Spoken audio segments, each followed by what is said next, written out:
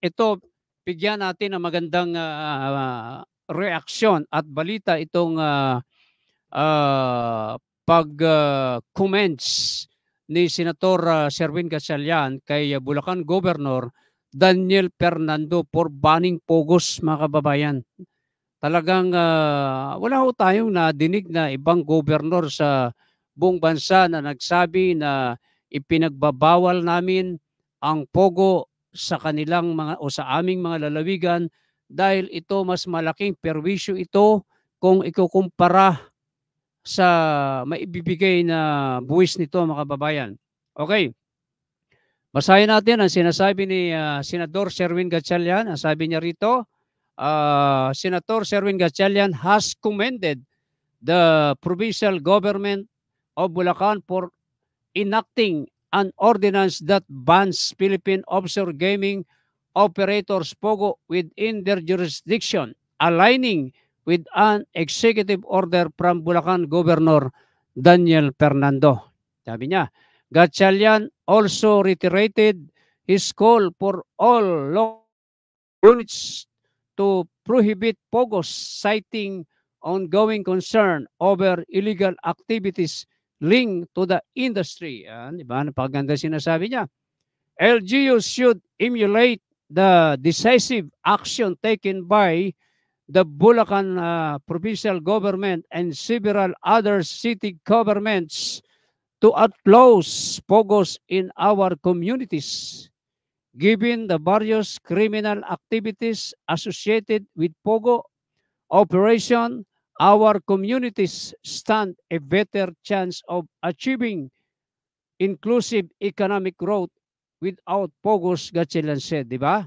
Hindi natin kailangan ng POGO na yan. Hindi na dapat nating payagan ng POGO na manatili pa sa ating mga komunidad kung gusto nating maging maganda ang peace and order situation sa ating mga lugar na kailangan para mas maging mabilis ang pag-unlad ng ating ekonomiya. Sabi pa ni Senador Luis Gatchalian. Aside from Bulacan, other LGUs that issued ordinances banning POGOs include Pasig and Valenzuela cities. The ordinance issued by the Bulacan provincial government follows discovery of criminal activities perpetrated in guise of POGOs operation in neighboring Tarlac and Pampanga provinces. Sabi pa ni Senador Wen Gatchalian, a complete ban on POGO is an inevitable step we have to take given various social ills the industry is causing. Emphasized Gatchalian reiterated his call for the President to ban all POGO operation in the country amid growing public demand. So, yan ganda ng ayan si Senator Win Gatchalian, ganda ng kanyang pahayag kaugnay dyan sa pagbibigay niya ng comment kay Bulacan Governor Daniel Fernando. Kaya nakakatuwa din ang provincial government ng Bulacan sa pangunguna ni Governor Daniel Fernando dahil isinaalang-alang niya, mga kababayan, ang kapakanan ng kanyang mga kalalawigan. Alam naman po natin na ang POGO sa Banban, Tarlac at POGO sa Porac, Pampanga ay natuklasan ng PAOK TF na talagang involved ito sa money laundering, online gaming, mga sex trafficking, at mga krimen, mga pag-torture, mga pag-kidnap sa mga dayuhan, mga kapwa dayuhan ay kinikidnap, sinasaktan ng kanilang kapwa mga dayuhan. So nakita ng Senado, lalo na sa pangunguna ni Senador Sherwin Gatchalian, na malaking perwisyo ang POGO sa ating bansa. Kung kaya't nananawagan siya, umapila siya sa ating Pangulong Bongbong Marcos na ipagbawal na ang POGO sa ating bansa. At kung gusto ng mga opisyalis ng gobyerno, ng mga mayors, governors, Kung gusto nilang maging matahimik ang peace and order sa kanilang mga bayan, ay dapat pagbawalan nila ang operasyon ng pogo sa kanilang mga bayan, lungsod at lalawigan gaya ng ginawa ni Bulacan Governor Daniel Fernando. Kaya dapat lamang na si Bulacan Governor Daniel Fernando ay ating palakpakan.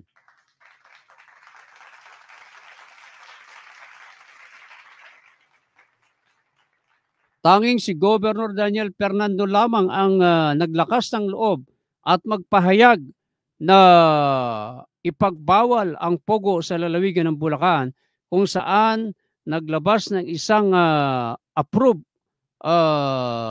resolution ang lalawigan ng Bulacan na sa pangunguna ni Vice Governor Alice Castro at ng mga board member, kanilang pinagtibay ang isang resolusyon na nagbabawal sa pogo sa buong lalawigan ng Bulacan. 'Di ba? Mabuhay kayo diyan sa Bulacan, Governor Daniel Fernando, Vice Governor Alex Castro at ang mga board member. Yan. Kamusta na rin diyan kay board member kay Alin Baluyot at sa mga iba pang mga board member diyan, kay board member Junjun de los Santos at iba pang mga board member na nagsama-sama upang pagtibayin ang resolusyon na nagbabawal sa pogo sa buong lalawigan ng Bulacan. Ay basahin muna natin ang mga comment. Ayan, Kenji Food Channel, good job. Governor Daniel Fernando, di lang bida sa TV, bida din sa buong probinsya ng Bulacan. Congrats, Gov. Great job. Sana katulad mo lahat ng governor sa Pinas. Yan po si Kenji Food Channel. Almira Mangkot listening po, sir. Ayan. Mula dyan sa Saudi Arabia. Albert Bea, saludo ako kay Governor Daniel Fernando. Yesa de los Reyes, nice. Swerte na mga Bulakenyo. At meron silang isang Governor Daniel Fernando na masipag, marangal at maayos magtrabaho, matapat sa serbisyo. Good job, Governor. Yan. Ipakita natin ang highlights ha. Sabi naman ni Albert Bea, dapat lang na ipagbawal ang pogo na yan. Salot lang yan sa yan, di ba? Tingnan mo mga kababayan, ano, yung ating mga kababayan ay sumasang-ayon at sumasaludo kay Governor Daniel Fernando dahil sa kanyang ginawa na ipagbawal ang pogo sa lalawigan ng Bulacan. Kaya kayo dyan mga gobernador sa Mindanao, ang balita natin, napakaraming mga pogo dyan, abay dapat ipagbawal din ninyo yan. Ha? Alam natin dyan sa lalawigan ng Cavite, ay meron din pogo dyan. Bakit walang imik si Cavite Governor John Vic Remulla? Ha? Sir, pakitingnan lamang yan. Ha? At paki-aksyonan, tingnan ang inyong mga constituent diyan sa buong lalawigan ng Cavite.